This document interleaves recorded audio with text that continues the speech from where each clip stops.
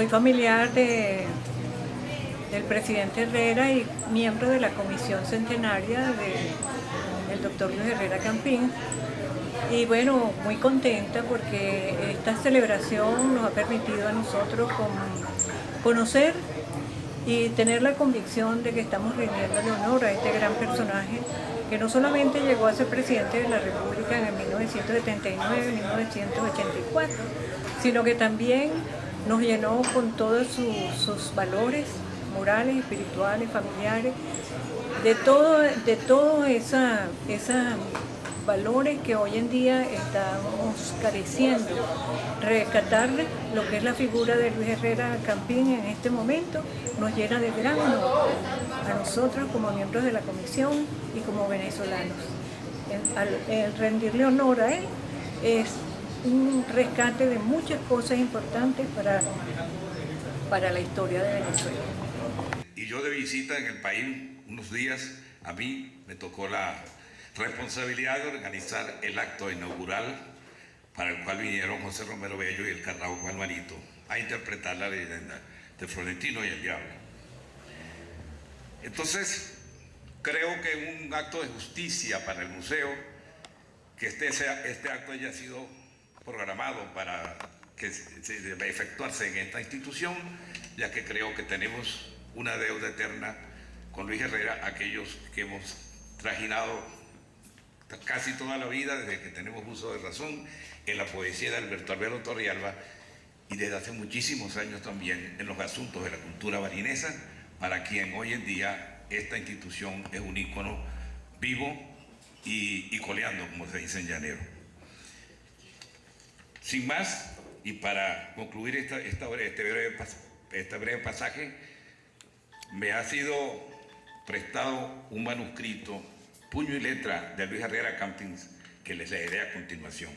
Dice así: no sé cómo andan la grafología y la poesía, pero escribiré de seguidas 2 cantas, coplas entre comillas, de Alberto Arbelo Torrealba, que me gustan mucho. El horizonte y yo vamos solos por la llana tierra, me enlazó todos los rumbos su audacia de soga abierta. ¿Quién es por fin quien se queja cuando el fuego lame el agua porque se quema o el fuego porque se apaga? Y también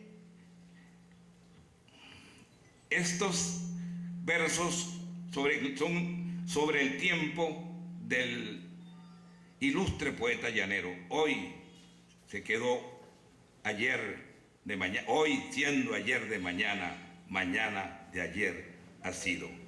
Por la copia Luis Herrera Campín. Este manuscrito original pertenece a la familia Villafañe Monsalve y se lo devuelvo de una vez. Muchas gracias y dejo con ustedes a la doctora Nancy de Urdaneta, quien será la encargada de dirigir este acto.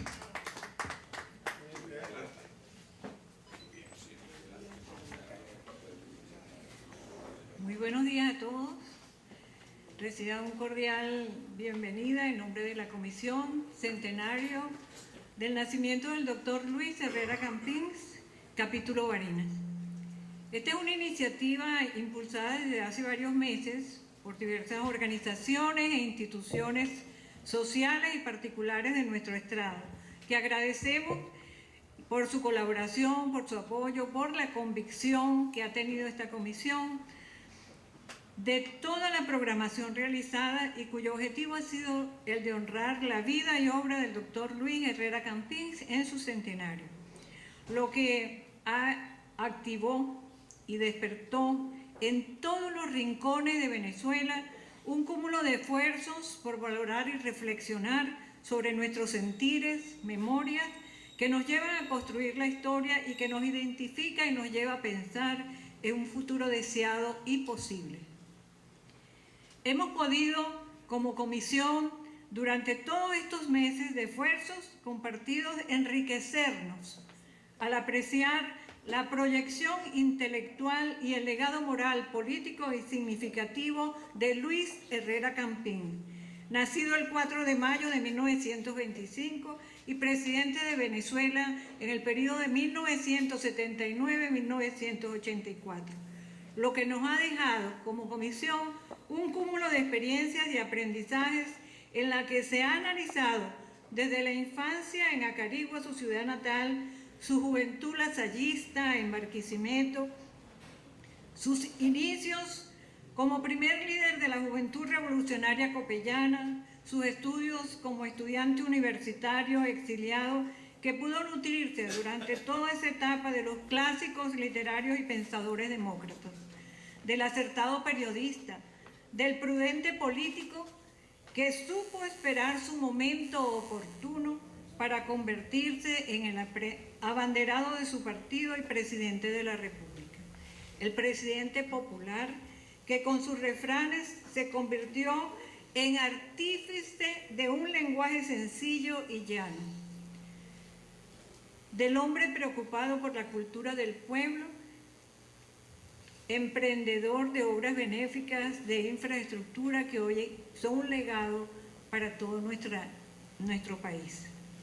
De este hombre íntegro que fue amigo cercano, de personalidad auténtica, hombre de familia, creyente, practicante, es al que en estos momentos le rendimos homenaje en el centenario de su nacimiento, sintiendo como familiares, como amigos, como venezolanos, enorme gratitud por el legado moral que representa la figura de Luis Herrera Campins en Venezuela. Ahora me permito presentar a los integrantes de la Comisión Coordinadora Capítulo Barinas, a quienes pido por favor ponerse de pie en la medida en que los vaya nombrando. Presidente de la Comisión, Marco Tulio Villafañe.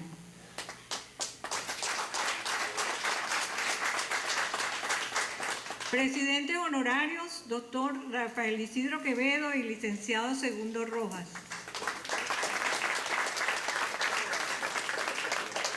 Vicepresidentes, doctor Fernando Monsalve, profesora Nancy Urdaneta, Isabel Valero,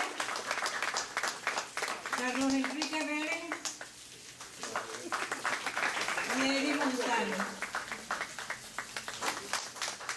Coordinadores operativos, Juan Monsalve, Rafael Romero y Luis Artaona. Directivos, Freddy Alvarado, Arnoldo Rubio, Rafael Monsalve, Lisbeth Capdevilla, Reinaldo Mora, Mireya Rivas, Domingo Rivas, Valdemar Villa, Isabel Romero, José Gregorio García, José Martínez, Iván Herrera y Canirobe Torrealba.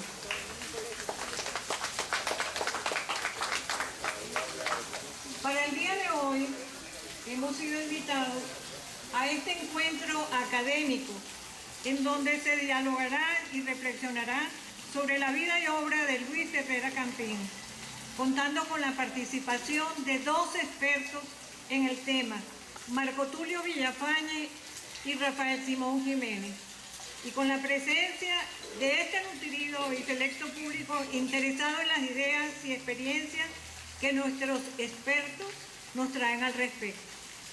Todo ello en este ambiente tan acogedor que es la hermosa e histórica Casa Pulideña, ícono arquitectónico de los barineses, que desde 1981 se ha convertido en el Museo Alberto Arbelo Torrealba, que hoy nos acoge y que es el gran centro cultural de debate de ideas, de sueños, de todos los contertulios que todas las semanas se reúnen en esta casa colonial, dándole culto al conocimiento.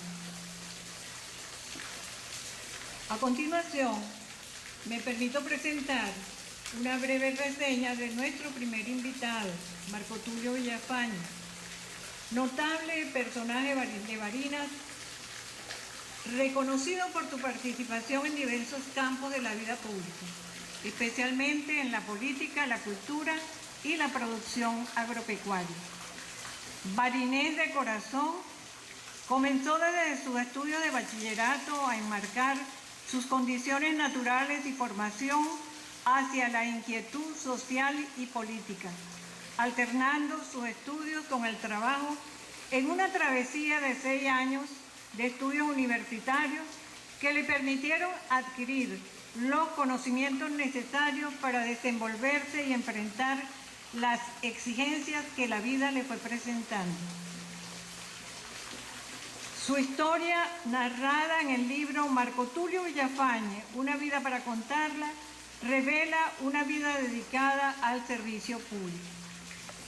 En estos momentos, en su desempeño como presidente de la Comisión Centenario del Nacimiento del Dr. Luis Herrera Campín en el estado de Barinas, hemos apreciado como equipo su sencillez, su calidad humana, su lealtad a los principios y su creencia y alto sentido de pertenencia, valorando que hoy nos acompañe para iniciar este importante conversatorio. Dejo con ustedes a nuestro invitado, recibiéndolo de pie con un fuerte aplauso.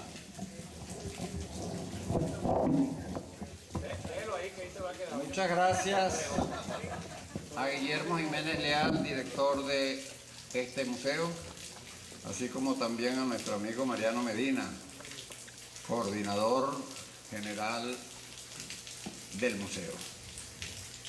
Quiero comenzar diciendo pues que aquí en estas conferencias que se hacen con mucha frecuencia, la historiadora Mercedes Ruiz Tirado siempre nos complace con sus conferencias. Y una de las cosas que más nos dice es que hay que recuperar la memoria histórica.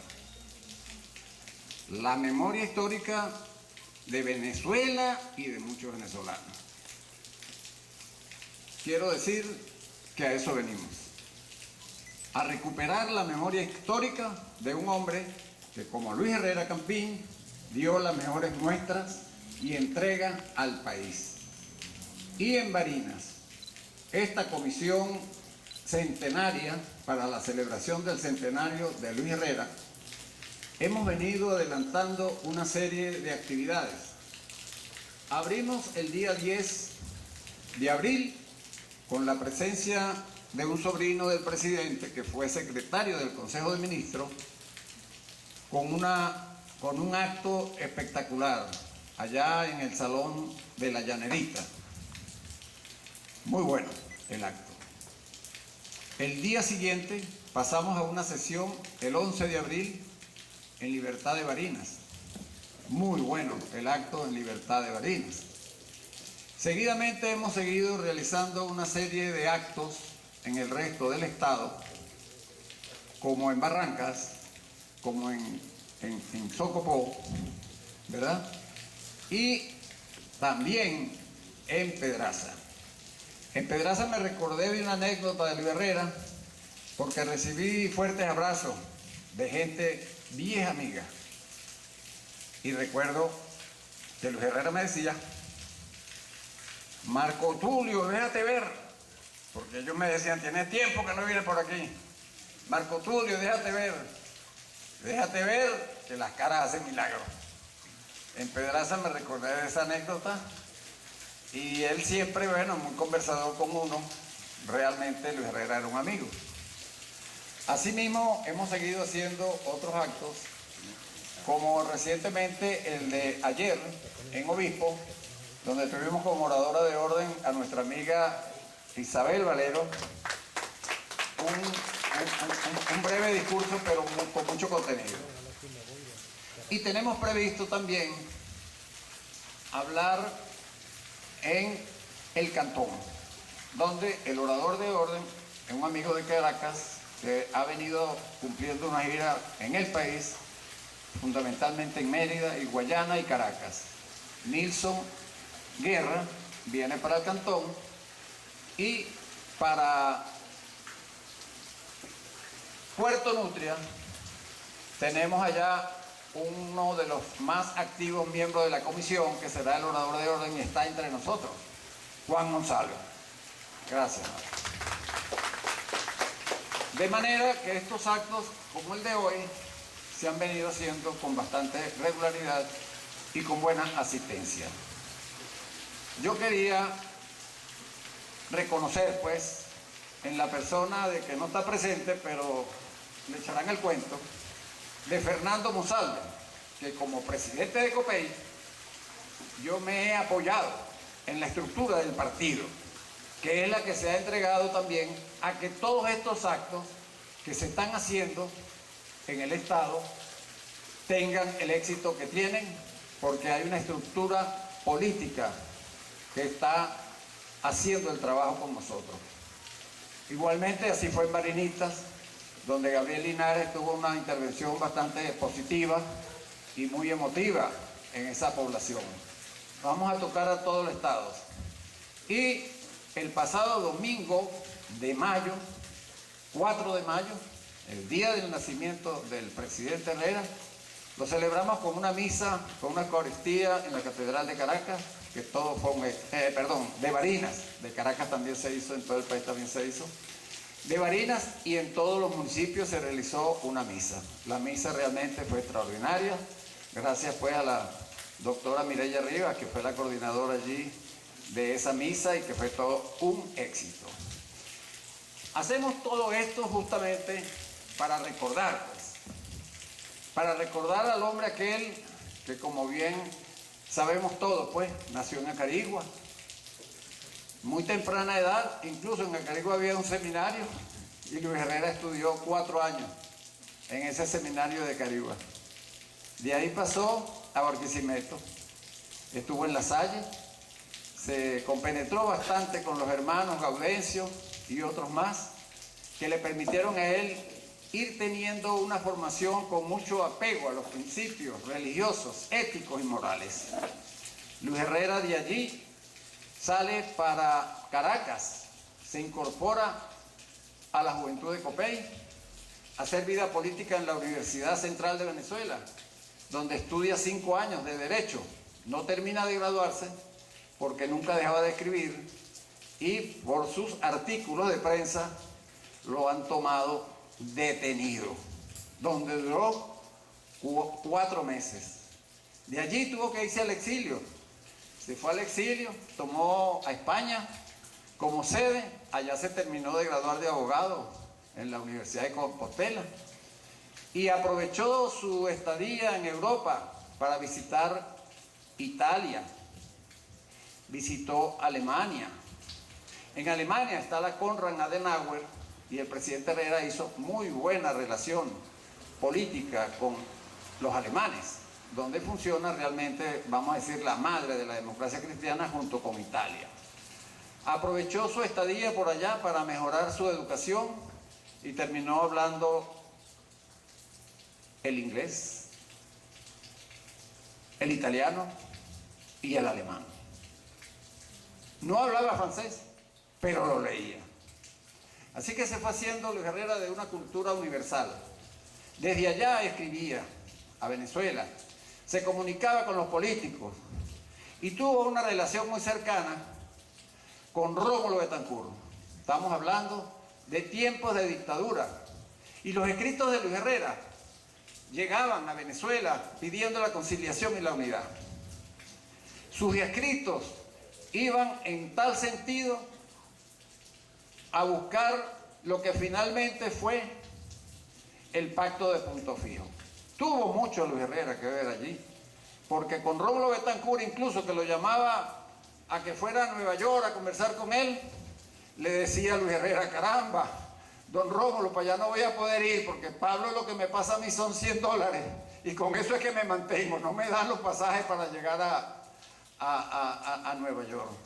Pero mantenían esa relación de comunicación y de respeto. Rómulo, convencido de esto, fue conversando también, y así puso las conversaciones con nuestro presidente Rafael Caldera, como con Jovito Villalba, y logran juntamente conectarse con el pacto de Punto Fijo. Luis Herrera sigue haciendo su trabajo, regresa a Venezuela y se incorpora de lleno pues a la democracia cristiana, a su partido COPEI, del que es fundador, y sale electo diputado por Lara al Congreso de la República. Ejerce una brillante diputación, se convierte en jefe de la fracción parlamentaria, pronuncia aproximadamente unos 300 discursos que en este momento están siendo recopilados y el próximo 20 de este mes van a presentarse por Ramón Guillermo Aveledo, que está haciendo este extraordinario trabajo en la Academia en Caracas, en el Palacio de las Academias. Va a ser la presentación de ese libro. De manera pues que Luis Herrera sigue su carrera política y se incorpora a la campaña electoral de COPEI, lógicamente con el eterno candidato presidencial de nuestro partido, hasta que fue presidente, Rafael Caldera. Continúa trabajando en la política y luego viene Luis Herrera Campín a trabajar al punto de que arduo trabajo en todo el país hasta convertir a Rafael Caldera en presidente de la República. Una vez que el presidente Rafael Caldera se va instalando en el poder, empieza Luis Herrera a visitar los pueblos, a visitar las capitales. Visitó toda Venezuela, en todas partes aparecía Luis Herrera, hablando con la gente, haciendo amigos y demostrando cómo se puede hacer política. Simultáneamente con esto, Luis Herrera asciende políticamente a la Secretaría General de ODCA, se convierte en el secretario general de la Democracia Cristiana de América. Y recuerdo yo, entre otras cosas, que por ser presidente del ODCA, del secretario general, yo siempre veía en su casa un Mercedes-Benz y decía, pero es que el presidente tiene un Mercedes-Benz.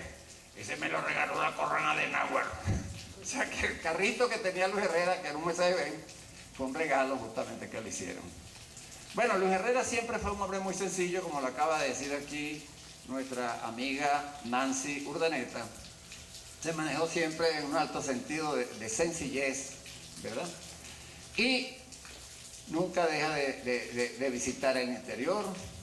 Y bueno, se muda de su casa en Santa Eduviges y compra una casa en el año de 1970, una casa ya construida, y recuerdo muy bien que la compró a crédito, no la compró de contado. Siempre, nunca le sobraron los reales para comprar las cosas de esa manera. Siempre dio un sentido de humildad, un sentido de sencillez. Ese siempre fue Luis Herrera. Luis Herrera sigue su camino político, y bueno, aspira a ser el candidato presidencial de COPEI en 1973. En 1973 aspira a la candidatura, pero ahí sucedió un hecho que quiero narrar muy rápidamente porque no es muy agradable. Usted sabe que la elección de los diputados, por ejemplo, de Maracaibo, los diputados de Caracas, eligen bastantes diputados, pero en el interior eligen pocos diputados. Y entonces, está bien que esa vieja política, ¿verdad?, de imposición de parlamentarios, de gente nacional a los estados, intentan poner en el año 68, para poder llevar a Caldera a la presidencia de la República, hubo acuerdos, pactos, y sale un personaje que llaman Miguel Ángel Capriles, el dueño de la cadena Capriles. Lo tratan de meter por Caracas, lo tratan de meter por allá, lo tratan de meter por acá y por todos lados. Y últimamente lo meten en Mérida. Se para Briceño Ferrini y dice, no señor, a ese señor no lo vamos a aceptar aquí, no lo vamos a aceptar aquí. Bueno, yo no sé, Barinas, bondadosa, muy noble y muy leal, abrió sus puertas y permitió que el candidato a senador fuera Miguel Ángel Capriles. Pero eso trajo como consecuencia que quien aspiraba a ser el primer diputado por aquí, Rafael Terrencio González, ¿verdad?, no pudo ser el primer diputado. Un tipo leal a COPEI, un tipo gran trabajador de COPEI, una máquina para trabajar por el partido, pero no le dieron la oportunidad de ser el primer diputado. ¿Por qué? Porque iba a ser senador Miguel Ángel Capriles, y el que iba a encabezar el Senado, que era nuestro líder aquí, pasó a ser el diputado, y Rafael Clarencio fue para atrás. Se volteó Rafael Clarencio, se volteó dentro del mismo partido, que siempre habían dos tendencias, la que iba con Caldera y la que iba con Luis Herrera, porque Luis Herrera tenía una fuerte corriente. Yo entré en el herrerismo justamente con Antonio Basterán, y de Antonio Basterán nos adoptó Luis Herrera. Bueno, ¿qué pasó? Que ese hombre se convirtió en un fenómeno y tristemente se ensañó a no dejar que en 1973 el candidato fuera Luis Herrera Campín, y pasó lo que pasó en el Radio City de Caracas, porque este señor se empeñó, pues, disculpe la palabra, en joder a quienes lo jodieron. Entonces, a veces los errores en política, vean ustedes cómo se paga de caro. Luis Herrera no pudo ser candidato en 1973, perdió un gran hombre con un gran corazón, como Lorenzo Fernández, y Luis Herrera, en aquella presión que había tan fuerte de quienes le apoyábamos, Luis Herrera, vámonos, ya está bueno, no sigamos en Copey, y nada, y un discurso por aquí, Luis Herrera calladito, escuchó todos los discursos, y al final les dijo, no señor, la pelea es adentro, de aquí no se va nadie, aquí vamos a trabajar para el futuro, porque yo me convertiré en el campeón del retorno para ser presidente de Venezuela. Y así fue. Empezó la campaña. Y bueno, Luis Herrera se convirtió en un líder popular. Era muy difícil derrotar a Acción Democrática en Venezuela. Tal es así que hay que decirlo, ¿por qué no? Que cuando ganó Rafael Caldera, ganó por 30.000 votos. Y entre otras cosas, pudo derrotar a Acción Democrática porque Acción Democrática se dividió, salió el orajón y sacó 700.000 votos que permitieron que Rafael Caldera se hiciera presidente de Venezuela. Ahora bien, Luis Herrera se quitó el paltó, se quitó la porgata, se puso su safari, se puso su sombrero pelo de guama y siguió recorriendo el país, tocó todos los sectores de Venezuela para convertirse en un presidente del pueblo, que por primera vez llega Luis Herrera y se convierte en presidente de Venezuela. Gracias a Dios, por eso estamos aquí hoy, porque la gestión de Luis Herrera fue una gestión encomiable por el país. Primero, comenzó como presidente de la República una serie de obras muy importantes para el país. Luis Herrera comienza duplicando las viviendas. Llegó a construir 425.000 viviendas en sus 5 años. Llega repotenciando las refinerías para que produjeran suficiente petróleo. Terminó comprando una refinería en Alemania que refinaba 1.200.000 barriles diarios. Agrandó de tal manera la producción y la comercialización del petróleo en Venezuela, que bien lo decía Humberto Calderón Berti, que perforaron 100 pozos en la faja del Orinoco para ver las pruebas de almacenamiento de petróleo, de reservas de petróleo, que estaban en 25.000 millones de barriles, y con Luis Herrera llegaron a 35.000 millones de barriles. Le dio una restauración a todas las refinerías de Venezuela, las puso como nuevas, a trabajar en forma porque ya tenían tiempo en ellas, y les mejoró mucho a todas. Eso permitió que aquí no faltara la gasolina, que aquí no faltara el gas y todos los subproductos que vienen del petróleo en abundancia, todo en abundancia. Lo que quiere decir que desde ese punto de vista Luis Herrera también hizo una obra extraordinaria. Pero también hizo una obra extraordinaria en materia de electricidad, porque todos recuerdan que aquí en Barinas se resolvió el problema eléctrico cuando el presidente Caldera inauguró la hidroeléctrica José Antonio Páez. Pero también esa hidroeléctrica trabaja con agua. Y cuando mermaba mucho el río, resulta que venían los apagones en verano en Barinas. Yo recuerdo muy bien que me tocó hablar con un amigo, porque eso lo hice como defensor de Barinas y como defensor de la posibilidad de que se acabaran los apagones en Barinas. Hablé con William Ramírez, que era vicepresidente de CADAFE, y me dijo, mira, Marco Tulio, para resolver el problema eléctrico de Barinas no es tan fácil, porque ya yo tengo presupuestadas 7 plantas termogas que van para el sur del lago de Maracaibo, pero son 7. Vamos a decir una cosa, Marco Tulio, voy a mandar 5 nada más y te voy a dejar 2 para Barinas. Se acabaron los apagones en Barinas con esas plantas. Pero más adelante, gracias al gran programa de electrificación y de producción eléctrica que tuvo el presidente Herrera, Barinas fue interconectada al Sistema Nacional Eléctrico, junto con Portuguesa. Allí estaba justamente William Ramírez. Y Rafael Octavio Rivero, ingeniero en producción, fue uno de los creadores también de que este trabajo se ejecutara en Venezuela. Logró que se acabaran los apagones definitivamente porque entramos a recibir la luz eléctrica.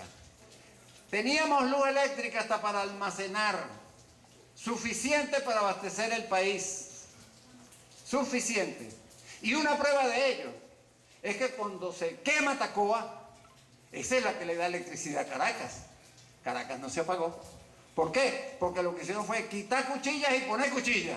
Porque teníamos reservas, porque teníamos electricidad para darle a toda Venezuela y para cubrir todas esas fallas. Ustedes me dirán cómo estamos ahora. Ustedes son conscientes de lo que está pasando. Ustedes son conscientes de cómo está la electricidad, cómo está la gasolina y cómo está el gas. Bueno, pero la obra de Luis Herrera va mucho más allá, porque en materia agropecuaria, gracias a Dios, tuvimos 3 buenos ministros, empezando por el doctor Valero, aquí el padre de Chava, que como ministro se rodeó de muy buenos técnicos en el IAM, en Fonfiagro, en el Banco de Desarrollo Agropecuario, en el Instituto Agrario Nacional, y desde cada una de estas instituciones se iba haciendo lo que tenía que hacerse. En primer lugar, se otorgaron 100.000 títulos de propiedad a los campesinos. Pero no como ahora, no señor. Se daban los títulos de propiedad y detrás estaba el ICAP y detrás estaba Bandagro para dar los créditos oportunos para que los campesinos pudieran producir. Esa es una obra importante que a veces a simple vista no se ve, pero puso a todo el mundo a trabajar. Porque le puso mucha atención, por ejemplo, al Teatro Teresa Carreño. El Teatro Teresa Carreño, una obra emblemática de su gobierno. Esa sí fue una obra que comenzó en 1972. Entonces, la obra del Teatro Teresa Carreño es una obra monumental, la mejor de América en ese momento.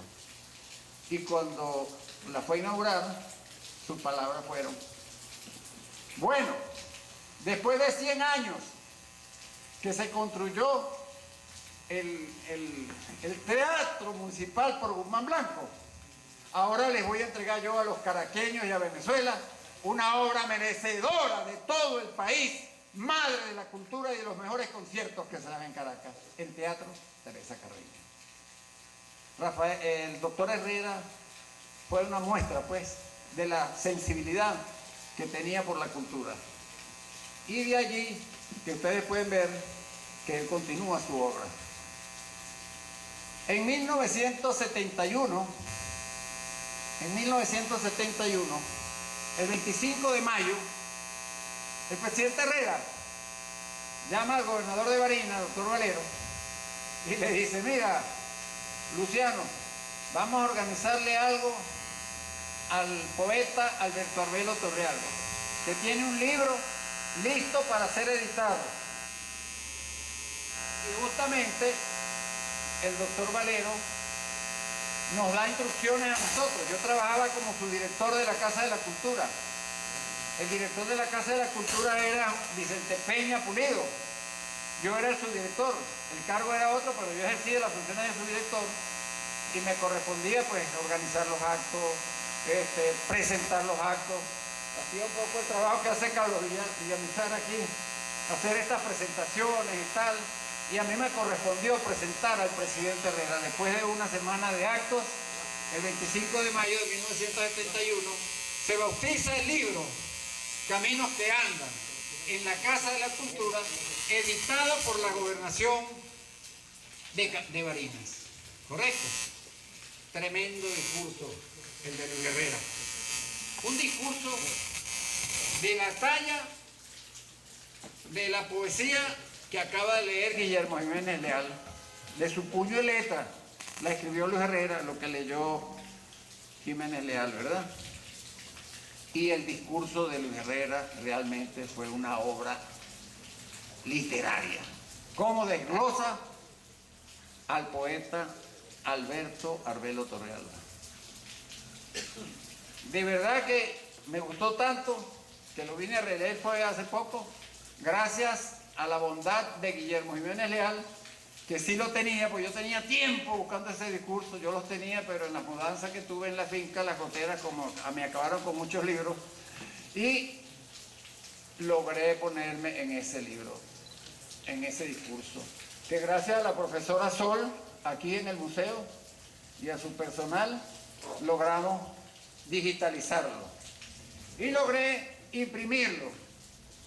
Logré imprimir el discurso de Luis Herrera y está en este pequeño folleto, que es un boceto, porque justamente yo hoy quería hacerle llegar a todos los que estuvieran aquí presentes, con motivo de los 100 años, mandé editar 100 folletos de estos, que espero, me lo prometieron que iban a estar aquí para hoy. Ayer estuve yo hasta las 10 de la noche en la imprenta tratando de sacar material y no fue posible.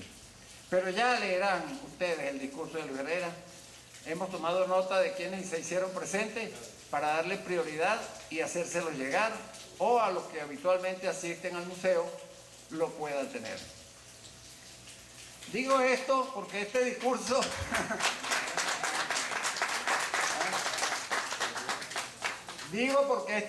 vale la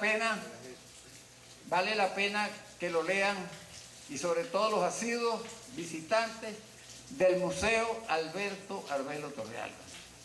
Porque es que hay gente que cree que Luis Herrera era un inculto, que Luis Herrera era un campechano, que Luis Herrera, cuando se meten con él, una de las cosas que le pasó a Luis Herrera, porque Luis Herrera era un hombre bastante serio en sus cuestiones. Fíjense que trajo la televisión a color a Venezuela, trajo la televisión a color, y de repente, ¿cuántas vidas nos salvó Luis Herrera?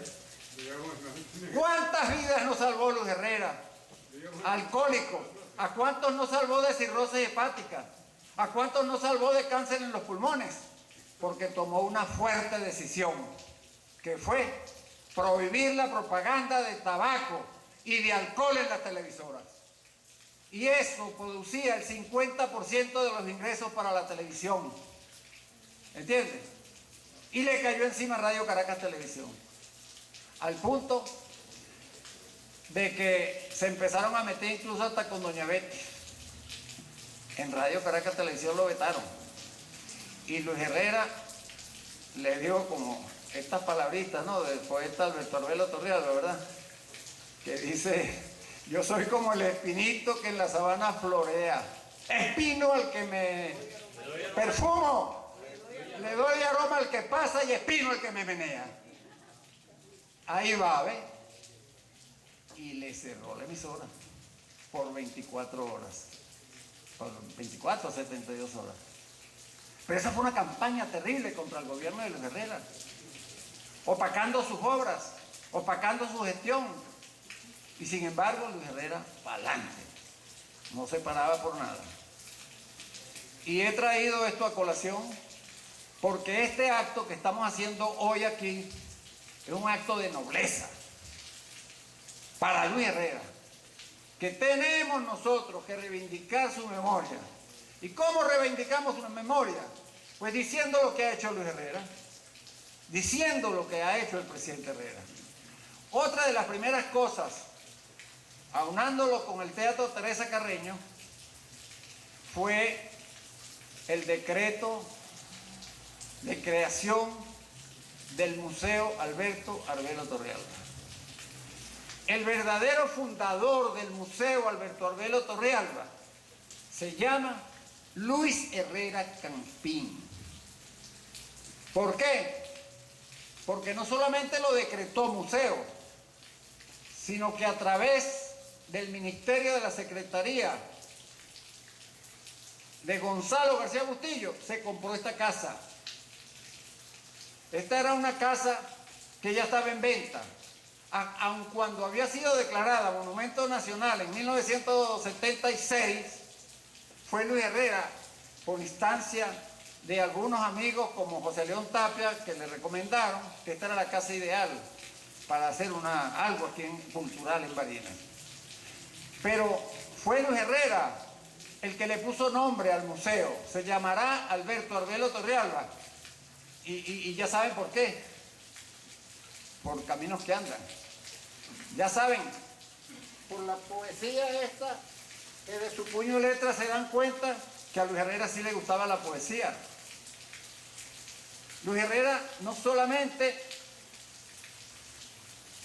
fundó el museo, sino que restauró la casa, se le cambió el techo, se le pusieron los pisos, se acondicionó de tal manera y comisionó para cada cosa de estas a un ministro, al ministro de Desarrollo Urbano para que restaurara la casa, al ministro de la Cultura para que se ocupara de la ambientación, y a algunos barineses como José Esteban Ruiz Guevara y otros para que tuvieran tiempo y ver que la construcción se respetaran las normas coloniales para la casa.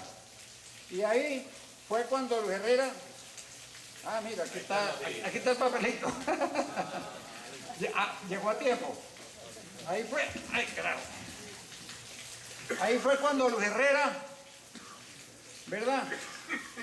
Yo quise hacer esto porque a ustedes hay que decirle la verdad. ¿Y cuál es la verdad? La verdad no se oculta. Y si estamos recuperando la memoria histórica del pueblo, ustedes tienen que saber que esta Gaceta Oficial, ¿verdad?, es la que decreta la creación del Museo Alberto Arbelo Torrealba el 3 de septiembre de 1979. Fue creada la fundación. Y nombró una comisión que justamente yo quería hacerle llegar este librito porque además del discurso de Luis Herrera, aquí les voy a entregar después copia de esta gaceta para que todos ustedes la tengan. Y en esta gaceta se señala quiénes son los fundadores. Aquí dicen, no, es que Luis Herrera nombró un gentío. No, aquí están los nombres. Oigan ustedes, quiénes fueron los integrantes, los ciudadanos. Eduardo Alí Rangel, quien la presidirá.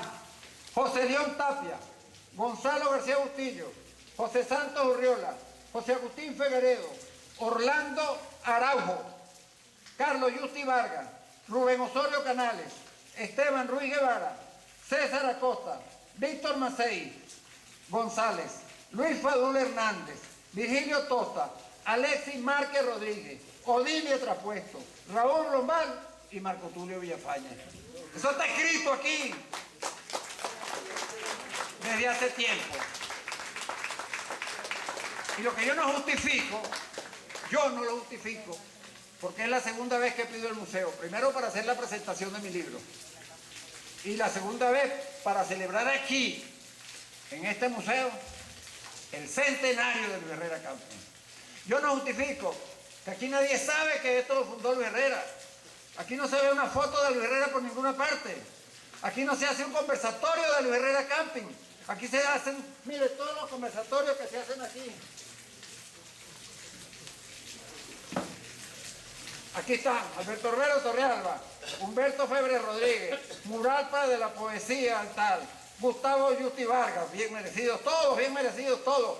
Jesús Enrique Guedes, Manuel Darío Gruber, Luis Fadul Hernández, Adelis León Guevara, Alfredo Larriba, aquí está Guillermo Jiménez Leal, aquí está Orlando Araujo.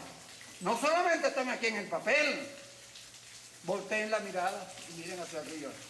Miren hacia arriba, al techo, ahí están todos los cuadros de cada uno de ellos, que bien merecido está. Pero a mí me gustaría ver a Luis Herrera también. Me gustaría ver a Luis Herrera en alguna de estas cosas. Entonces, como a mí me gustaría pedirle a ustedes el apoyo, ¿verdad? A ver si es posible de que yo pueda mostrar aquí esta gaceta y que la vean los demás. Pero ¿cómo la van a ver los demás? Por eso la hice bien grande para que ustedes la vean. Pero la mandé a hacer así, porque les voy a pedir a ustedes permiso si puedo o no puedo colgar esto ahí. ¡Puedo! ¡Puedo! Que nadie lo quite.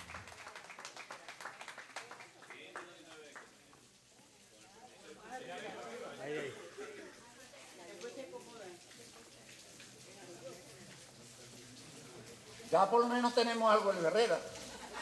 Y hoy el museo se viste de gala también, porque aquí está Luis Herrera, porque allá está Luis Herrera, porque allá está Luis Herrera también.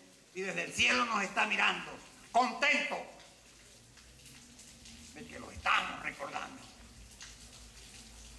De manera que no solamente yo quisiera aprovechar esta oportunidad, sino también para pedir la posibilidad entonces de que aquí cada rato se celebra. Aquí está la sala que la creó Luis Herrera, la sala de los Arbelos. Aquí está la sala del general Pulido, porque fue uno de los primeros dueños de esta casa, el hijo del viejo Pulido. Y mucho espacio, pero ¿dónde está el espacio para Luis Herrera? ¿Se lo merece o no se lo merece? Aunque sea una pared, tenemos que tenerle aquí a Luis Herrera. Por eso yo hice este pendón, mire. Este fue el flyer que le llegó de invitación a cada uno de ustedes. A cada uno de ustedes le llegó este flyer, que es la invitación para hoy de esta reunión en homenaje a Luis Herrera. Bueno, y yo quisiera también este flyer, que lo pueden guindar en cualquier pared, que quede como recuerdo, de que hoy, 15 de mayo, nos reunimos en el Museo Alberto Herrero Torrealba para rendir homenaje a Luis Herrera Campín.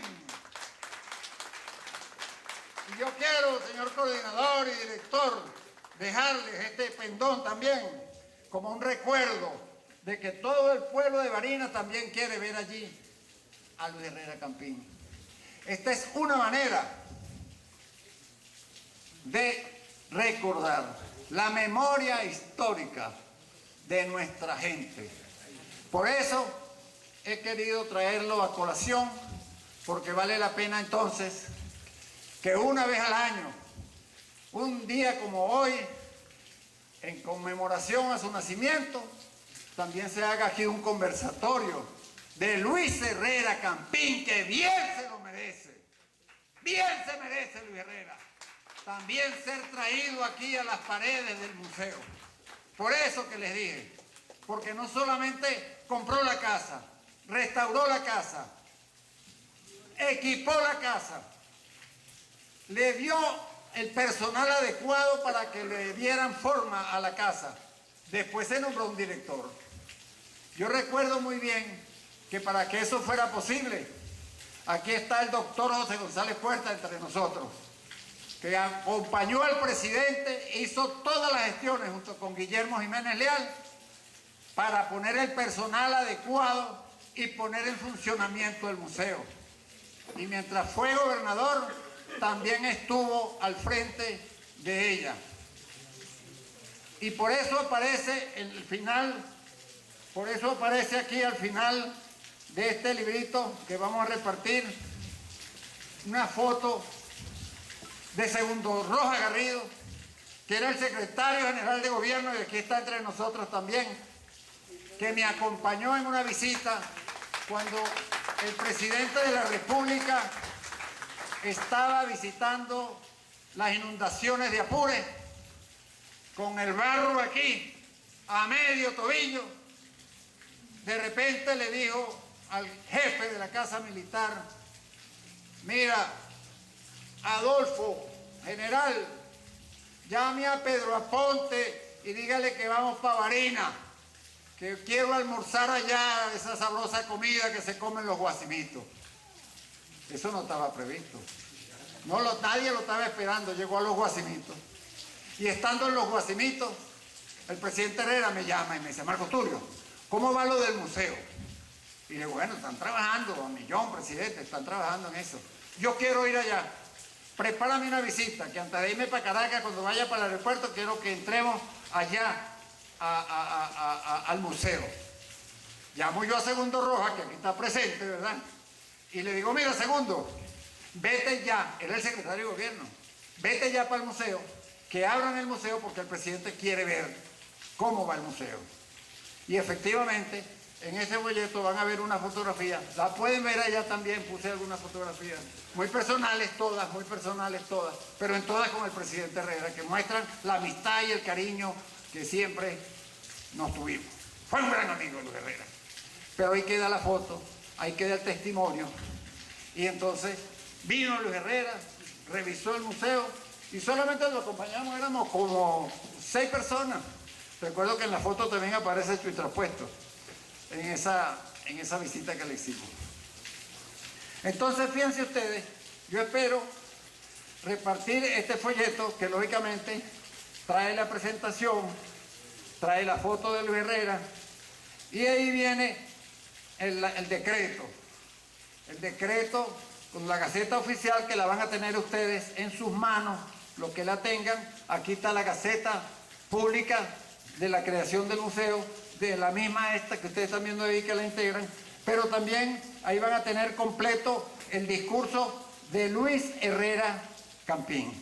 Y yo le agregué a este discurso un folletico de la Casa de la Cultura, porque como el acto fue en la Casa de la Cultura, entonces ese folletico yo se lo di al presidente Herrera. Lo presenté en ese acto. Y yo decía: bueno, ¿cómo que Luis Herrera me metió en esa comisión? Si yo era un chavo, lo que tenía era, en ese momento, yo tenía 20 años. Y lo presenté, ya había hecho el Museo de la Cronología de la Casa de la Cultura. Y justamente, si ustedes ponen minucioso ver ese decreto, en ese decreto, prácticamente lo único que pillano es Odilia Trapuesto y Marco Tulio Villafañe, porque Luis Herrera tenía un sentido muy amplio. Ahí había gente de izquierda, había gente vinculada a Acción Democrática. En esa comisión consiguen ustedes gente prácticamente de todos los partidos, sin sectarismo. Luis Herrera fue siempre una persona muy amplia, generosa y amiga, una persona sumamente sencillo, ¿verdad? Entonces, eso de que qué pasó en el gobierno de Luis Herrera, somos nosotros los mejor llamados, ¿verdad?, a acercarnos y decir qué hizo Luis Herrera. Hizo mucho. Yo me voy a permitir leer algunas cosas. El metro de Caracas, ¿verdad?, de Propatria a Chacaíto. Yo me monté con el presidente Herrera, Yedi, a inaugurar el metro. El ferrocarril a Carigua y Aritagua, lo hizo Luis Herrera. Existía de Puerto Cabello a Barquisimeto, pero unió a Portuguesa a su pueblo natal. Los diques de San Fernando de Apure, en 100 kilómetros, de San Fernando hasta Purito. El Museo de los Niños. La autopista José Antonio Páez, que la puso a funcionar desde Agua Blanca hasta Pino. Y dejó a la gente trabajando y fue una obra de mucho tiempo. Pero fue Luis Herrera quien decretó la autopista José Antonio Páez para darle una buena vialidad al llano con la capital. Y todavía, tristemente, después de tantos años, la autopista todavía no llega a Campo Carabobo, no llega a Valencia. Es para que estuviera lista, pero hace años, ¿verdad? Las obras del Foro del Libertador, Tenemos la Biblioteca Nacional, que por cierto, tremenda edificación. Y ahorita que están haciendo las memorias, resulta que muchos de estos videos los llevaba Pilarica, que era una de sus asistentes, fue ministra de la Juventud. ¿Y qué hago con esto, Luis Herrera? No, llévatelo para la Biblioteca Nacional. Ahorita que estamos haciendo tantos videos y tantas cosas, ahora eso no aparece. ¿Ok? Entonces, fíjense ustedes, el Palacio de la Corte Suprema de Justicia, la adquisición de aviones F-16, el Parque Recreacional y Canódromo de Margarita, ¿ah? El Parque del Oeste, los hospitales generales de Guarena, de Guatire, de Valle del Tuy, de Los Teques, de Barquisimeto, de Carora, de Punto Fijo, de Puerto La Cruz, el Hospital Naval de Puerto Cabello, el Hospital Materno Infantil de Caricuao y la cárcel del Rodeo también la hizo Luis Herrera. ¿Ah? Obras que mostrar tiene el presidente. La pavimentación de la carretera desde El Dorado hasta Santa Elena de Guairén. Tremenda carretera. ¿Y qué longitud? Tenemos la carretera Puerto Ayacucho, los bulevares de Sabana Grande, de Catia a Caricuao, el Terminal Nacional de Maiquetía. También tenemos el Teatro de Valencia, el Teatro Municipal de Valencia, el Internado Judicial y el Palacio de Justicia de Barcelona, el Monumento a la Paz en Trujillo. Tenemos también la Plaza Bicentenario de Miraflores, los conjuntos residenciales Jardín Botánico y Marapa Marina, el sistema TUI cuarto en su primera etapa y la aducción de Tahuasa Carite Guarena, canalización del río Guaire, las plazas Chacaíto, La Hollada, Parque Carabobo, Gimnasio Vertical de La Vega, el Polideportivo de Mampote, el Estadio de Palo Verde, el Gimnasio del Parque Miranda, el Complejo Deportivo del Parque Nacional de las Naciones Unidas, el Complejo Deportivo de Ciudad Bolívar, los estadios de Barquisimeto y de Barcelona en servicio, 5 tanqueros, que no hizo, adquisición de 8 nuevos buques para las 4 fragatas misílicas, las del Ministerio de la Defensa, la Avenida La Trinidad El Atillo, el distribuidor San Diego Borburata, la autopista Caracas-Valencia, la carretera Mérida Panamericana, son solo ejemplos de una nómina de centenares de obras emblemáticas, constantes en la memoria de Luis Herrera Campín, del año de 1979 a 1984. Esto hay que decirlo, esto hay que repetirlo. ¿Cómo que no hizo nada Luis Herrera? Hizo mucho, y yo tengo que aprovechar esta oportunidad para inculcar en todos mis compañeros de Barinas y los amigos del museo de que sí vale la pena hablar de Luis Herrera. Y para hablar de Luis Herrera, también tengo que decir que cuando se entra al museo, no sabemos por ningún lado quién hizo la obra. Señores directivos del museo, afuera hay una placa que dice que el Museo Alberto Arbelo Torrealba en el 2004 de no sé qué lavativa más, le destaparon una placa que vino historiador y no sé qué más. Pero ¿dónde está la placa de fundación de este museo? ¿Dónde está la placa que se inauguró este museo? Yo solicito, a ver si ustedes están de acuerdo, en que debe haber una placa aquí que diga que esto lo hizo Luis Herrera. ¿Están de acuerdo?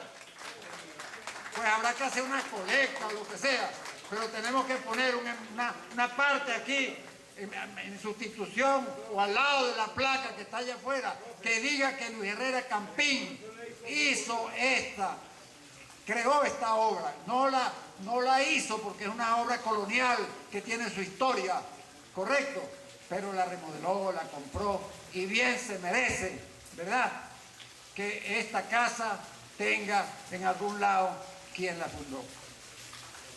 Queridos amigos, yo creo que de esta manera he contribuido a refrescar la memoria histórica en la que todos estamos el deber de generar a las nuevas generaciones, de que los jóvenes sepan quiénes somos nosotros, quiénes fueron nuestros presidentes y sobre todo la memoria de un venezolano intachable que salió de su casa con su familia para Miraflores y después que dejó la presidencia de la República volvió a su misma casa, donde antes vivía con la misma humildad de siempre. Muchas gracias. Bueno, quiero comenzar, como es de rigor, agradeciendo a la Comisión del Centenario de Luis Herrera Camping, a mi amigo de siempre, Marco Tulio Villafañe. Somos amigos desde muchachitos. Quizás eso demuestra cómo en tiempos de la verdadera democracia uno podía tener ideas contrarias, incluso confrontarse, porque nos confrontábamos en los escenarios estudiantiles y después en los escenarios políticos y sin embargo poder cultivar a través de la vida una gran amistad.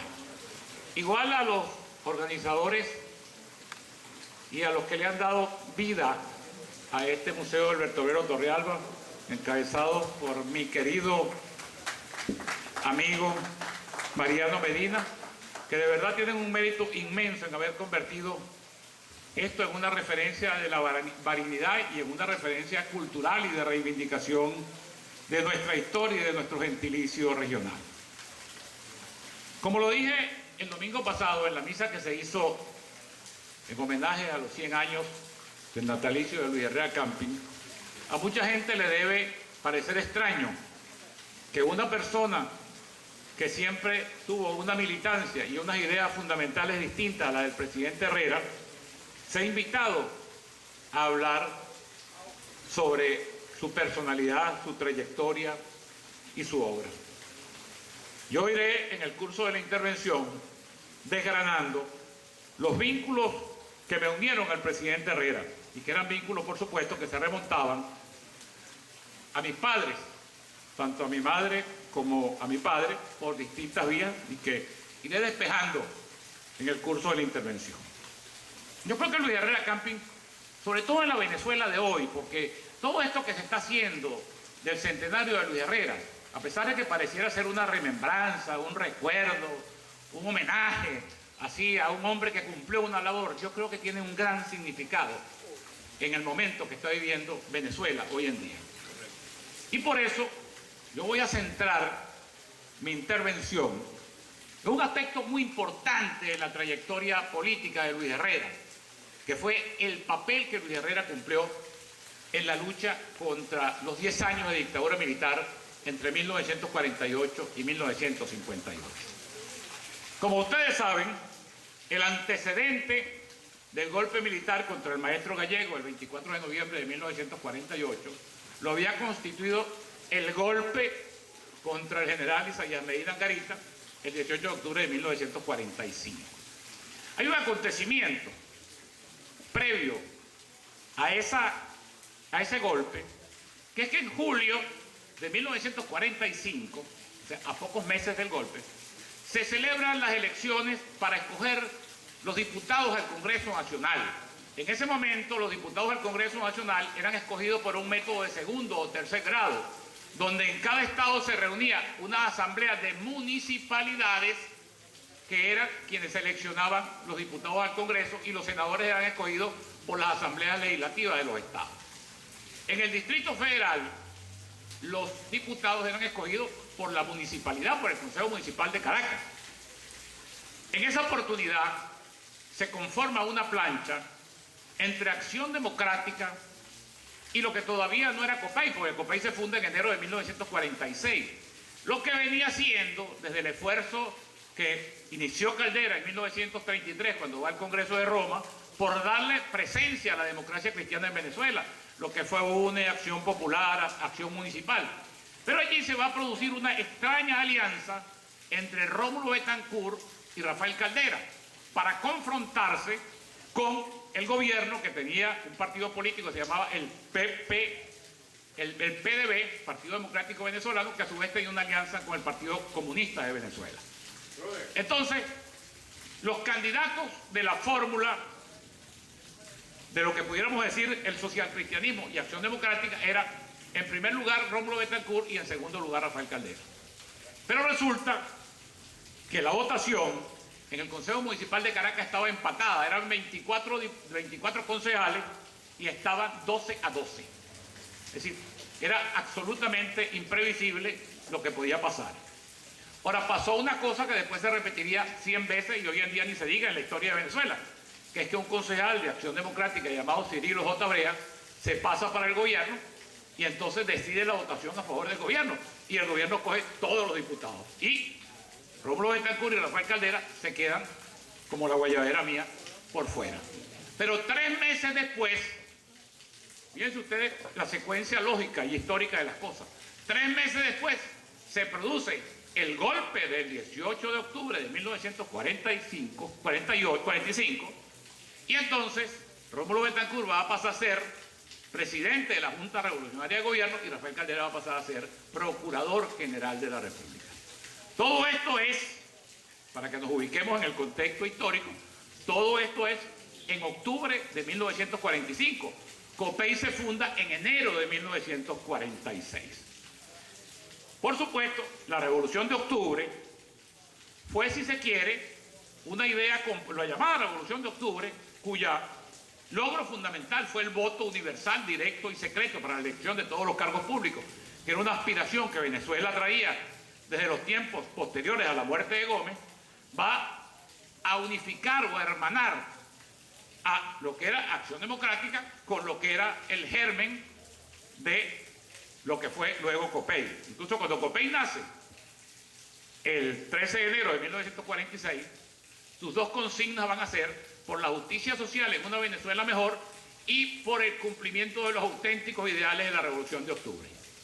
Pero pronto se va a producir una ruptura en un meeting que va a hacer el doctor Rafael Caldera, Procurador General de la República en el Táchira, donde COPEI siempre tuvo una presencia protuberante. Por cierto, hay una anécdota importante, perdóneme que divaríe deliberadamente, que es la admiración. A Luis Herrera siempre quisieron ponerlo como contrafigura de Caldera. Y resulta que Luis Herrera sentía por Caldera, y te lo digo porque me voy a contar unas anécdotas, una admiración demasiado grande. Es más, Luis Herrera va al Táchira a organizar la gira de Caldera. Y allá está Rodolfo José Cárdenas, Seferino Medina Castillo, los iniciadores del COPEI del Táchira. Y hay 2 anécdotas que cuentan Rodolfo en su libro sobre COPEI en el trienio populista, donde él le pregunta a Luis Herrera, mira Luis, ¿y cómo es Caldera? Ellos no conocían a Caldera, por supuesto.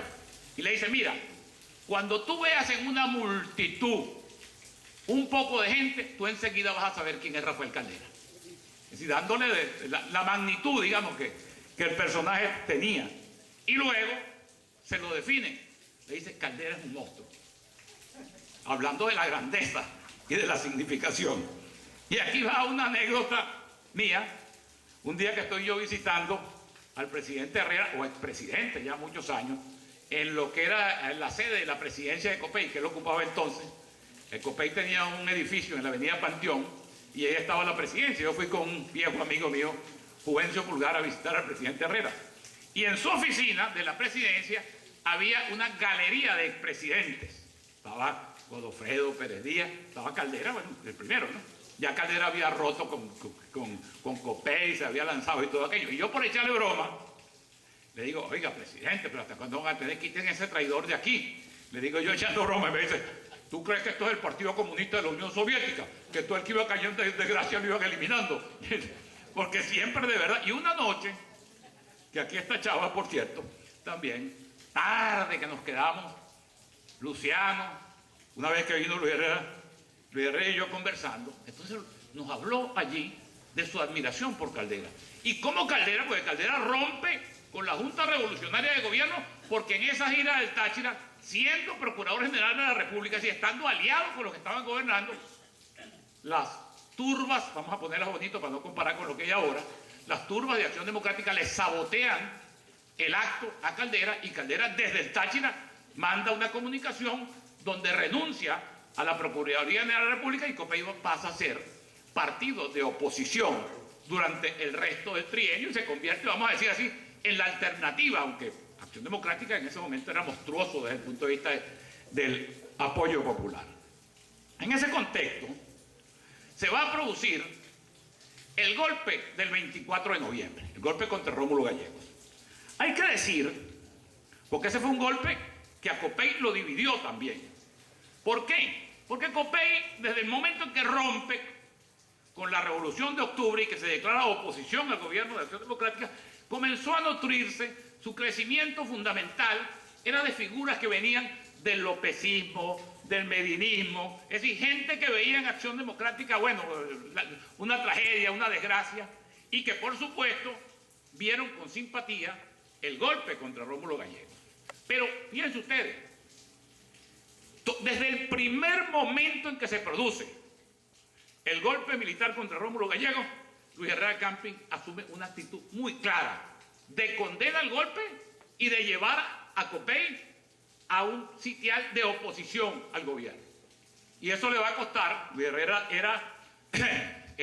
escribía, como escribió siempre muy bien, unas crónicas en El Gráfico, que era el partido, el periódico que tenía Copey. Y desde el primer día comienza una confrontación con la Junta de Gobierno. Con la Junta de Gobierno, ustedes saben que la gente dice los 10 años de Pérez Jiménez, pero en esos 10 años no fueron todos de Pérez Jiménez, a pesar de que Pérez Jiménez era el hombre fuerte, pero hubo un primer periodo que lo encabezó Carlos Delgado Chaló, después hubo un presidente civil que termina en las elecciones del 52 y después vino Pérez Jiménez los últimos 5 años de gobierno. Pero en todo ese periodo, fíjense ustedes lo que son las cosas de la historia. Quizás esta es una faceta, yo no la he visto indagar profundamente en todo esto. Yo le he hecho un seguimiento a todo lo que se ha hablado de Luis Herrera en todos estos años. Pero esos 10 años de la dictadura de Pérez Jiménez van a ser fundamentales para Luis Herrera. En su formación personal, en primer lugar, porque Luis Herrera encabeza, junto con Manuel Alfredo Rodríguez, ayer hablábamos de él, por cierto, todo el movimiento de resistencia dentro de la Universidad Central de Venezuela, que es intervenida por el gobierno. Intervenida, nombran un consejo de reforma y terminan cerrando la universidad frente a la protesta estudiantil. Luis Herrera es puesto preso, ya había tenido unos carcelazos anteriores, más o menos breves. Aquí dura 4 meses preso y luego va al exilio en julio de 1952.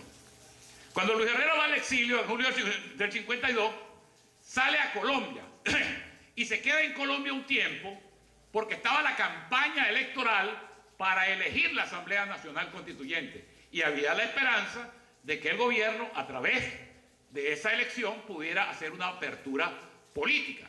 Bueno, esa campaña electoral termina con el robo descarado, quizás bastante parecido a lo que ha pasado recientemente en Venezuela, pero cómo le robaron las elecciones a Jovito Villalba el 30 de noviembre de 1952. Y ahí es cuando él se da cuenta que la cosa va para largo y entonces se va a Europa y hace todo ese recorrido que hablaba Marco Tulio. Está en España, donde se dedica a estudiar, luego va a Italia, va a Alemania, y allí va Luis Herrera primero a adquirir esa densa cultura, porque Luis Herrera es un hombre culto, pero en el sentido exquisito, vamos a decir, del término, porque Luis Herrera no sabía de lo que debemos saber todos los políticos. Ahora la mayoría no sabe nada, pero un político debe saber por lo menos de historia, algo de economía. Luis Herrera sabía de música, Luis Herrera sabía de pintura, Luis Herrera sabía de teatro, Luis Herrera sabía de poesía. Un día le pregunté yo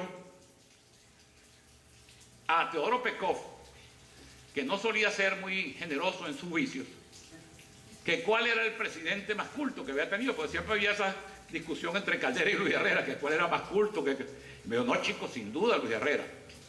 Por supuesto, Luis Herrera, no vamos a decir matizaba, yo creo que esa es la palabra correcta, esa extraordinaria cultura en su manera de ser. llano, franco, directo, popular, y la gente a veces no se imaginaba que aquel hombre que era capaz de decir cualquier refrán improvisadamente fuera a la vez capaz de entender a los pintores europeos o de entender la poesía más compleja o la literatura más compleja. Porque de verdad Luis Herrera fue un hombre complejo y en algunas cosas hasta contradictorio. Es decir, un hombre con cultura universal que se moría por estar en Acarigua, por ejemplo, o que siguió teniendo los mismos amigos que tuvo desde la infancia. Si son esas cosas que le dan a un personaje precisamente esa dimensión universal. Pero siguiendo la secuencia del asunto, para demostrar cómo esos 10 años son clave en la formación del liderazgo de Luis Herrera, los 10 años de la dictadura militar, Luis Herrera se encarga en el exilio de organizar el exilio copellano en América Latina y en Europa, y funda en 1954 un mecanismo de coordinación de todos los copellanos que estaban regados por el mundo, no solamente por persecución política, sino que se había clausurado la universidad, la Junta Militar había clausurado la Universidad Central de Venezuela, y eso había producido una diáspora, un éxodo por todo el mundo de gente que se había tenido que ir a estudiar a otras partes.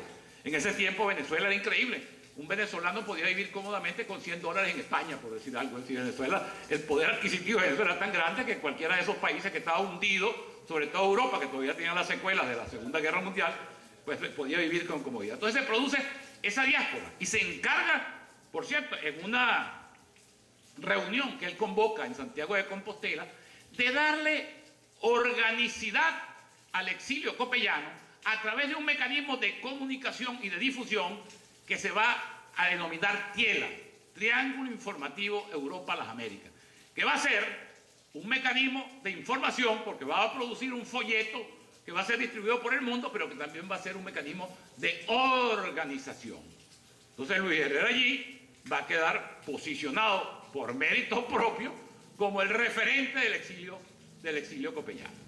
Después Luis Herrera va a producir en su exilio dos documentos, sobre todo en la etapa final, que son de verdad memorables y que de alguna manera, por eso digo que estas cosas no pueden ser vistas simplemente como rememoranzas vacías de cosas de la historia, sino que tienen mucha vigencia, mucha actualidad en la Venezuela de hoy. Por ejemplo, en febrero de 1957, fíjense ustedes, el año anterior de la caída de Pérez Jiménez, hay una reunión de eso que llaman ahora la Conferencia Episcopal. Y Luis Herrera, desde su exilio en Múnich, le manda a los obispos y arzobispos de Venezuela, les dice lo siguiente: este año deben ser convocadas en Venezuela elecciones generales para la renovación de los poderes públicos. Esta situación es oportuna para anhelar que la tensa situación política interna que discurre en un plano de inseguridad e intranquilidad para numerosos grupos de compatriotas desemboque en un régimen de normalidad institucional y de respeto a la persona.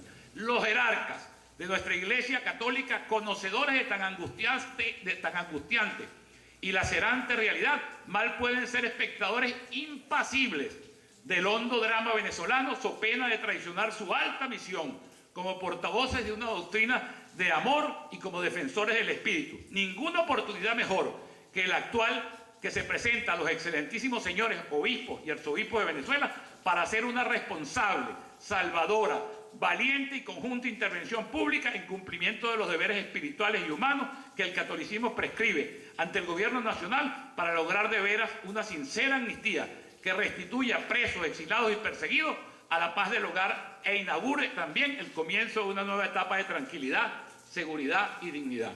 Parece que lo estuviéramos escribiendo en este momento, ¿no? Entonces, ahora, fíjense ustedes, porque el año 57 nadie podía prever que la dictadura estaba próxima a caer.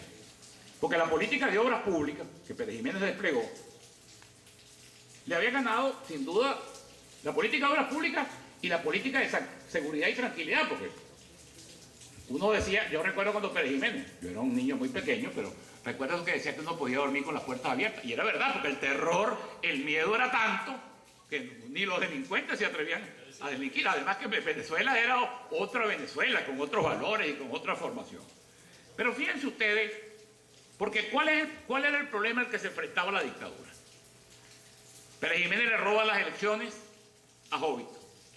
Nombra a él, altera los resultados, qué cosa tan parecida, altera los resultados y nombra una asamblea constituyente con diputados a su favor. Esa constituyente establece o sanciona una constitución, la Constitución de 1953, que por cierto es poco conocida porque es una constitución así como vergonzosa porque fue el producto de un fraude electoral. Pero en esa constitución, Pérez Jiménez y sus adláteres no pudieron borrar el artículo que desde la Constitución del 47 establecía que el presidente de la República duraba 5 años en sus funciones y que debía ser electo por votación universal, directa y secreta. De manera que transcurridos 5 años, Pérez Jiménez se enfrenta al dilema de tener que convocar unas elecciones. Por eso es que Luis Herrera alerta desde comienzo de año, comienza desde su exilio a exhortar dentro y fuera de Venezuela a que se cumpla el artículo 104 de la Constitución que prescribía el voto universal, directo y secreto. Y el 1 de mayo, quizás como parte de esta exhortación que le hacen los obispos y los arzobispos de Venezuela, Monseñor Rafael Arias Blanco, que era arzobispo de Caracas, va a producir una carta pastoral que conmueve a la dictadura, que la sacude en sus cimientos. ¿Por qué? Porque frente a esa conseja, que por cierto después ha seguido, de que Pérez Jiménez fue el gran constructor y el que hizo todas las obras, que hizo todas las cosas, que transformó a Venezuela. Hay gente que dice todavía, que ojalá volviera Pérez Jiménez. Bueno, frente a eso, la Iglesia en su carta pastoral del 1 de mayo de 1957 desnuda la verdad del régimen.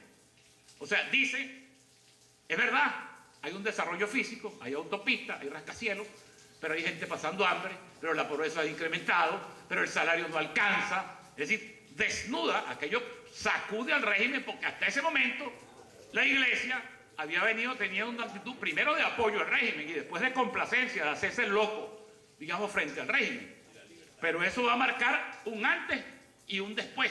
La Iglesia se coloca porque Pérez Jiménez, con la brutalidad que caracteriza a todos los dictadores, en vez de buscar un advenimiento con la Iglesia y una conversación, bueno, reacciona, llama el ministro de Relaciones Interiores, que era Laureano Vallenilla, llama a Monseñor Arias y le mete un regaño. Y Monseñor le dice, clarito, le dice, mire, yo le voy a hablar como un prelado que solo le tiene miedo a Dios. Pero el gobierno de usted, todo lo que dije ya ahí, yo lo ratifico. Entonces empezó una persecución contra la Iglesia. Y esa persecución contra la Iglesia radicalizó también al pueblo cristiano y social cristiano a incorporarse ya decididamente a la lucha contra la dictadura. Pero en 1957 también, Luis Herrera va a redactar un texto que yo solamente voy a leer un análisis que hace Pepe Rodríguez Iturbe de lo que se llamó, el texto se llamó Frente a 1958. Dice Pepe Rodríguez Iturbe, Frente a 1958 es un escrito impar en la literatura política de la oposición civil durante la década militar. Ni dentro, entre paréntesis, dice Pepe, donde no se podía, ni fuera, donde sí se podía, de la frontera de la patria, el liderazgo civil dio un fruto analítico tan compenetrado con la historia criolla, con la mentalidad civilista y democrática, con el realismo de las opciones, con la flexibilidad y la fuerza, con soporte doctrinal, con la clara perspectiva, en suma, que se encuentra en las páginas escritas por la figura más destacada del exilio copellano, Luis Herrera Campbell. Bueno, Luis Herrera hace un análisis aquí, donde, porque el dilema era, qué cosa tan parecida a lo que estamos viviendo ahora también, votar o no votar. Venían las elecciones, entonces eran los que eran partidarios de votar y los que decían que el gobierno se iba a volver a robar las elecciones como se había robado la gente. Entonces, Luis Herrera, fíjense ustedes, solamente esto, aquí. Muchos opositores creen que la dictadura ya ha montado su aparato electoral para consumar un fraude con discreción sin la burda impudicia de diciembre de 1952. La dictadura, por el contrario, se distrajo muchos años en sus contradicciones internas. Son ahora más patentes que nunca y no encuentra qué hacer. De ahí la cautela de sus movimientos preelectorales. El temor que experimenta ante las elecciones dice que no ha organizado nada para ganarla. La lógica política aconseja a la oposición organizarse mientras la dictadura vacila. Y termina, por cierto, proponiendo el nombre de Rafael Caldera como candidato unitario de todos los factores políticos. Rafael Caldera era uno de los pocos, a pesar de que fue muy acosado y sometido a diversas prisiones, sin embargo le era tolerado estar en Venezuela. Fíjense ustedes lo que dice sobre la candidatura de Caldera. Dice: no creo estar descaminando si considero que la más lógica, factible y poderosa candidatura presidencial sería la del profesor universitario, doctor Rafael Caldera, secretario general nacional del Partido Social Cristiano Copey, primera autoridad nacional en Derecho del Trabajo, sociólogo de nota, parlamentario brillantino, denso escritor. Voy a mandar 5 nada más y te voy a dejar para el criterio que Luis Herrera de Caldera. Quienes disienten de él lo respetan, sus amigos y compañeros lo queremos, todos lo admiran y ponderan su probidad. La magnitud del prestigio personal e intelectual de Caldera constituiría una formidable armagaza para coaligar a la oposición.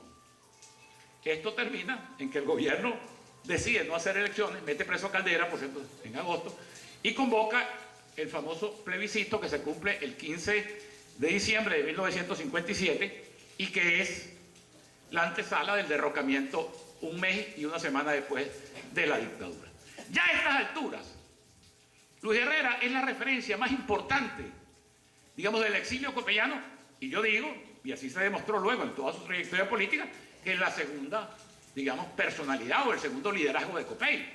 Y fíjense ustedes, entra siendo, cuando Luis Herrera es expulsado del país, en 1958, es el secretario juvenil de Copey, de la JRC, y cuando regresa en 1958, es el líder además venía con el prestigio de la cárcel, del exilio, del sufrimiento y con una formación densa que ha adquirido en el exilio, que incluye los idiomas, que incluye la cultura, que incluye la formación política, que incluye la densidad conceptual.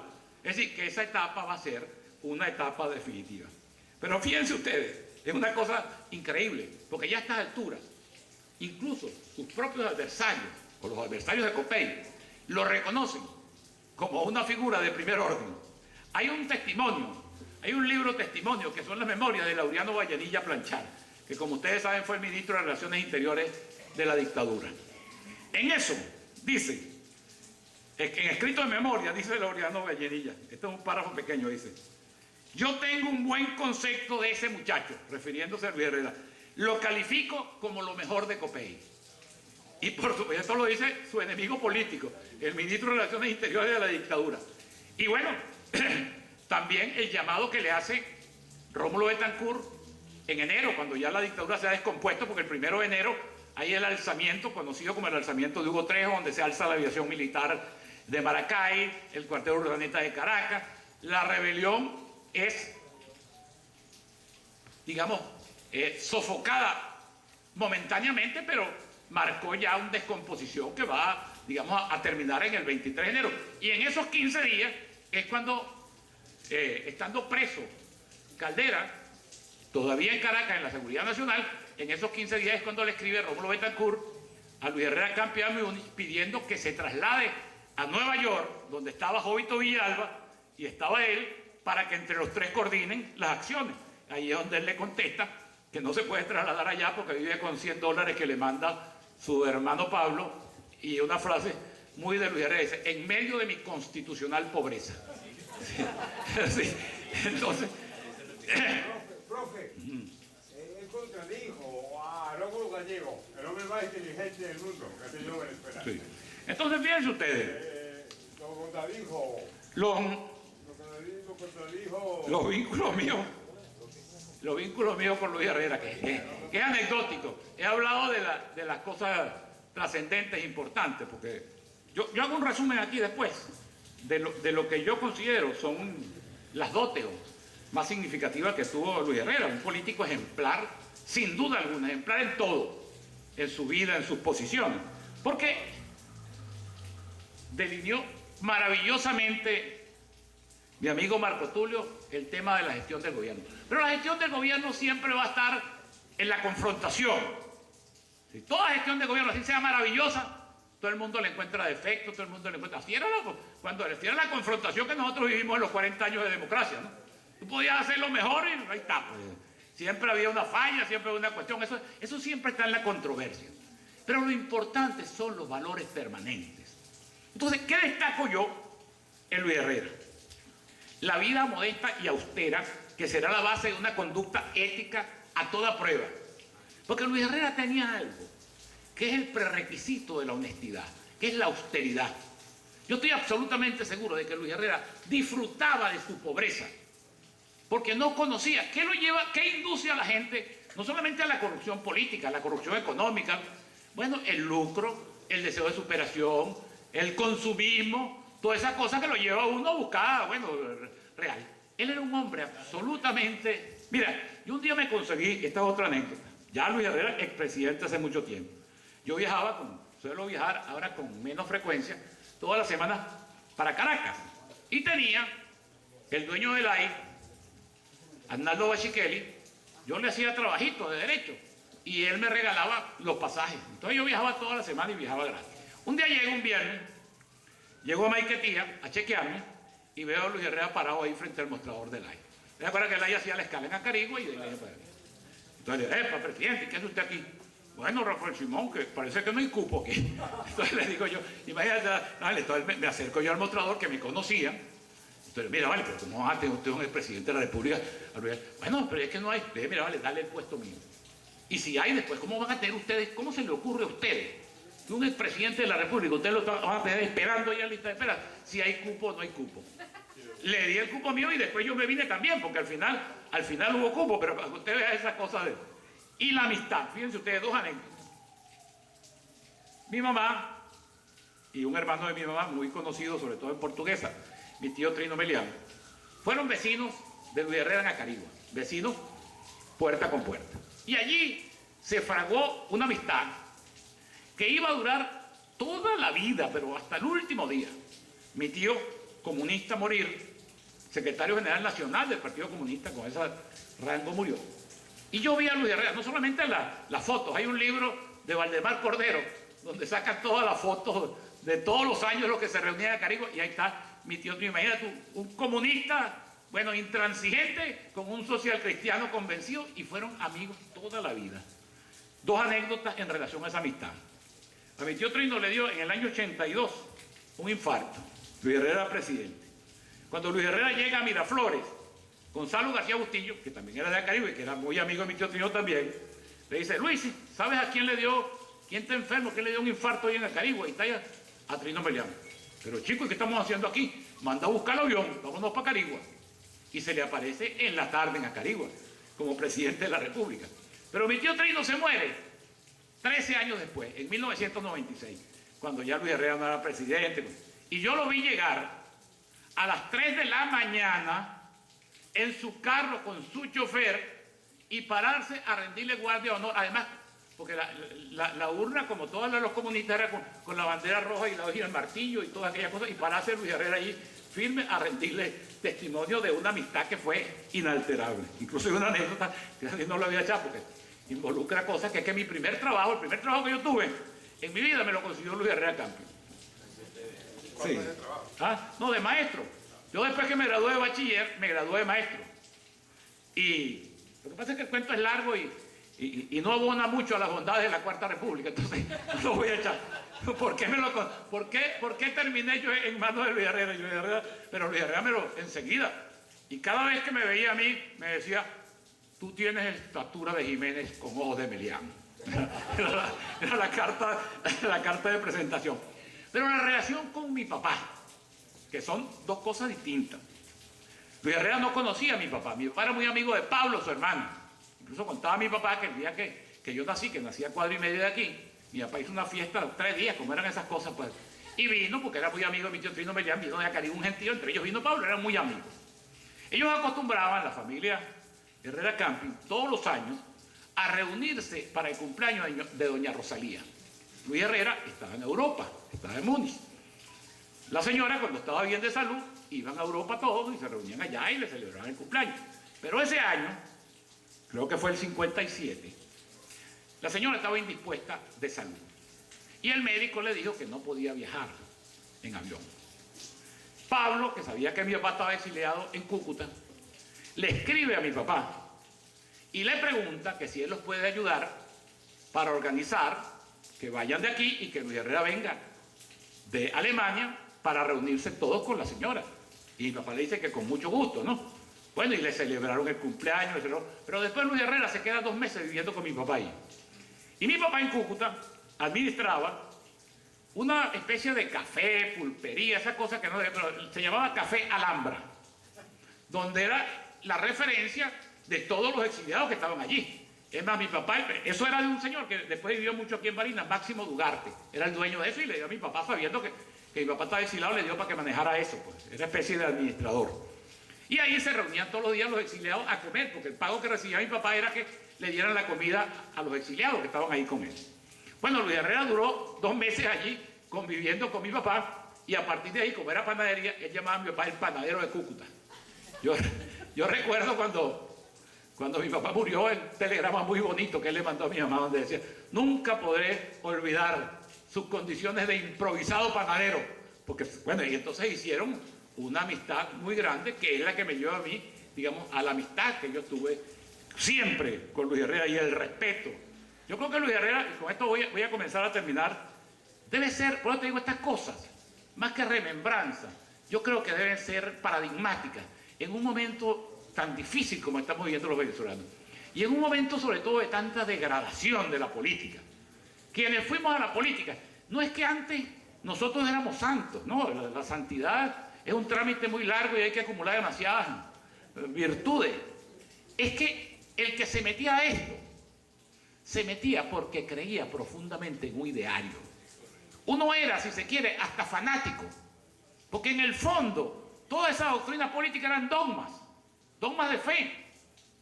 Yo estoy convencido, por ejemplo, yo que fui izquierdista y marxista de hoy, el marxismo era un dogma. Si una cosa que tú a pie juntilla decías que eso y que era científico, el carajo iba a ser, pero tú te lo creías y lo decías así. Bueno, los socialcristianos más, porque además el socialcristianismo estaba vinculado nada menos que a la religión. Como digo yo siempre, lo converso mucho con José, que el socialcristiano tiene un doble compromiso. Porque, por ejemplo, un ladrón ateo es un delincuente, pero un ladrón socialcristiano es un delincuente y un pecador. Existe una doble connotación, de verdad, ¿no? La cosa suena graciosa, pero es en serio, ¿no? Porque ese es uno de los pecados más graves, no robará. Entonces, digo yo que todas estas cosas, en momentos en que la política se ha empichacado, vamos a utilizar un término, un criollismo barinés, tanto, bueno, estas figuras yo creo que hay que ponerlas de relieve, de manifiesto, porque fue un hombre de verdad con una integridad. Yo destaco aquí algunas cosas, digo yo, de sus virtudes. Ya hablaba de la vida modesta y austera, que será la base de una conducta ética a toda prueba. La sencillez y la modestia, que lo harán un líder cercano y accesible. Una formación política y una cultura intelectual que lo llevará al conocimiento de ramas exquisitas del saber, música, pintura, literatura, poesía, además del dominio de varios idiomas. Un concepto quizás hasta exagerado de la amistad, que le permitirá granjearse adhesiones y simpatía más allá de su credo político. Una pluma aguda, de bravo polemista, que será una de sus cartas de presentación más afamadas. Un orador de postín, tanto en la tribuna pública como en escenarios especializados dentro y fuera de Venezuela.